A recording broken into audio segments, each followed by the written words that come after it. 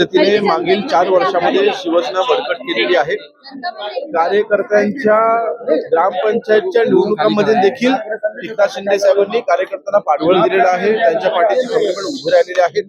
मला वाटतं हेच पाठबळ महत्वाचं ठरतं. याच पाठबळामुळे शिवसैनिकांचा माननीय एकनाथ शिंदे साहेबांवरती विश्वास हा अजून दूर झालेला आहे.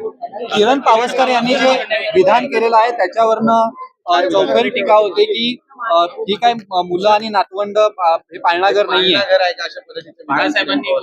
ते केलं होतं की माझ्या उद्धवला सांभाळा.